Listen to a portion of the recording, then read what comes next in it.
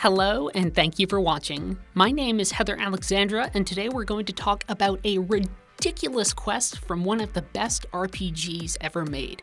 And I don't say that lightly because this game's like really recent, but it's still one of the best.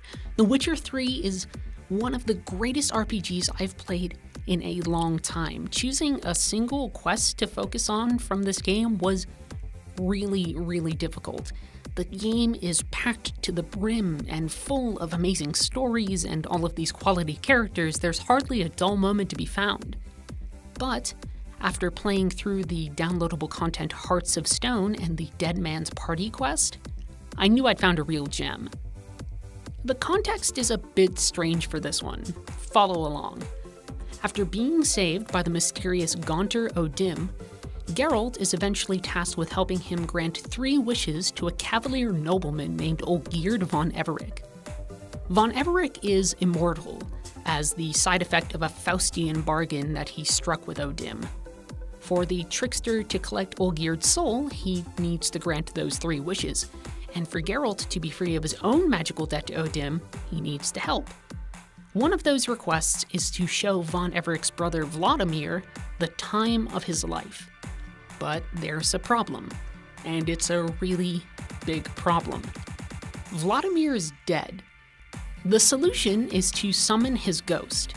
This early part of the quest merely reinforces the actual busy work of being a witcher. It's sort of here to contrast with all of the wild fun and frivolity that's to come. Geralt enters the family crypt, battles Ghost, and he performs a blood ritual to summon Vladimir. Unable to interact with the physical world, it becomes clear that Vladimir kinda needs a body if he wants to really enjoy himself. And Geralt happens to be right there, so he possesses him. This is the best thing about the quest for a ton of reasons. Now you technically have control over 2 characters. Vladimir even takes over the interface, interjecting himself into dialogue choices. When you choose an option, you're not just choosing what Geralt would say, you're switching around. Sometimes you're choosing what Vladimir would say. But you're watching Geralt do all the acting, and this is one amazing thing about the quest. Voice acting, character design, character animations, it all shines here really well. Geralt emotes grandly and he speaks full of bluster, and it's really fun, because in the main game, Geralt's kind of serious. Witchers don't have a lot of emotional range. And you've spent so much time with Geralt that seeing him act this way is a real treat. Also, you now have to balance 2 characters in your mind.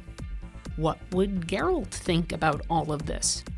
What does Vladimir want to do with his one day back in the land of the living? How does he react to this situation? As far as role-playing goes, that's really active, and The Witcher 3 excels exceptionally in just how much it encourages the player to truly think about these 2 personalities. There's also an interesting moral aspect running through the quest. Geralt has previously agreed to go with his friend Shani to a wedding, and Vladimir thinks that this is a grand old way to carouse and make merry. There's plenty of questions to ask.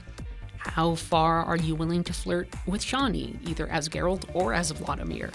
When the opportunity for a fight arises, do you disrupt the party or do you back down? Are there lines that Vladimir won't cross? Are there lines of decorum that you, as a player, won't cross? It colors every decision you make, and there are plenty of decisions to be made. One of the most interesting things about the quest, structurally, is that once you arrive at the wedding, there's a host of activities to participate in and characters to talk to. In some ways, CD Projekt Red treats the wedding space the same way that other games might treat entire cities or hub worlds. They just sort of fill it full of people to talk to and things to do. From playing Gwent and chasing pigs to talking to folks and diving into the water, you have plenty of activities to participate in, and each one of these is full of micro decisions. For instance, when you're asked to retrieve a fire eater gone missing to have him come back and entertain the party, you have a couple of different ways to handle the situation. Do you use magic to calm the dog that chased him away, or do you scare it off? Do you pay him when he sort of wants to leave and say, hey, come back, we'll pay you, or do you mind control him? You have these choices, and they're often small choices, but they exist nonetheless because The Witcher 3 is deeply concerned with player expression. It should also be noted that most of these activities end up using major mechanics and modes of interaction. There's swimming, tracking the fire eater using your magical Witcher sense, there's combat and card games and dialogue. You can express yourself in all of these moments of play. For instance, you might decide that Vladimir uses Geralt's magic to cheat at a party game, or not. The stakes aren't grand, but the quest still manages to have something for everyone and tries to give all of those activities some meaning and provide interesting moments. It's a little piece of The Witcher 3 in microcosm. But perhaps more importantly, Dead Man's Party is about people. It's not just a miniature theme park. The quest narrows the game's ambitious scope. The original game's huge, right? But this focuses on commoners. The main quest is full of kings, assassins, sorceresses, witchers, and evil crones. Dead Man's Party is a small slice of rural life in Temeria. We get to participate in song and dance, watching as ordinary people enjoy what they consider to be an extraordinary day. It puts things in perspective. You are in the middle of a magical quest, but these people are in the middle of a magical moment in their lives. It's wonderfully human. Shani forms the emotional core of the quest. In many ways, her reaction to things sort of mirrors our own. She's initially uncomfortable with Vladimir's possession of Geralt, but she's also kind of amused at seeing her friend and former paramour acting so uncharacteristically.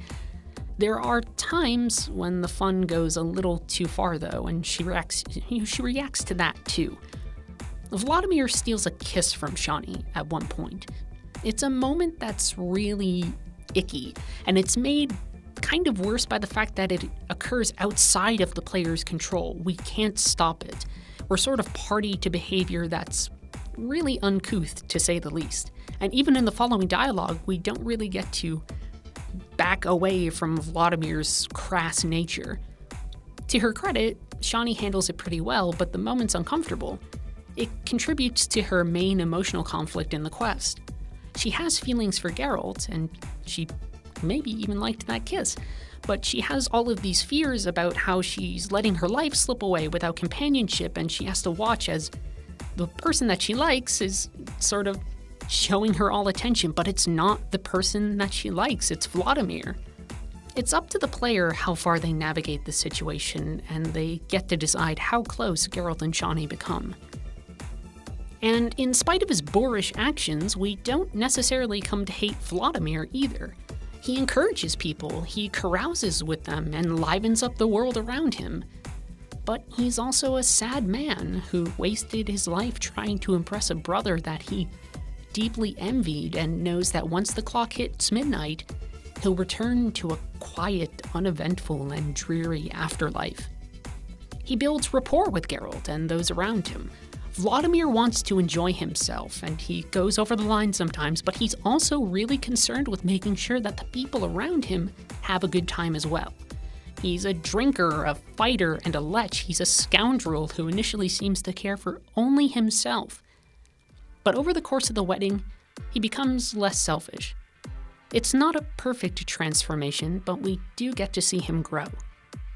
The dynamics are always changing in Dead Man's Party. As we learn more about Vladimir, we empathize with him. We might even come to pity him. Character relationships shift. By the end of it all, Shani gives Vladimir a kiss. The Witcher 3 lives or dies on the strength of its characters. Dead Man's Party gives them time to grow and reveal themselves. It lets us see the quiet wisdom and the awful terror of Gaunter O'Dim. Heck, there's even a little miniature arc between the groom and his father-in-law. The world continues to grow and progress throughout the quest. Nothing is ever static. Dead Man's Party is everything I love about The Witcher 3. Rich characters, expressive gameplay, and a whole lot of heart. Dead Man's Party might not be as dramatic as other quests, but that only makes it all the more impressive in my mind. It dares to alter the pace and demands the player roleplay through a series of mounting complications. And for that, I think it was definitely worth taking a closer look.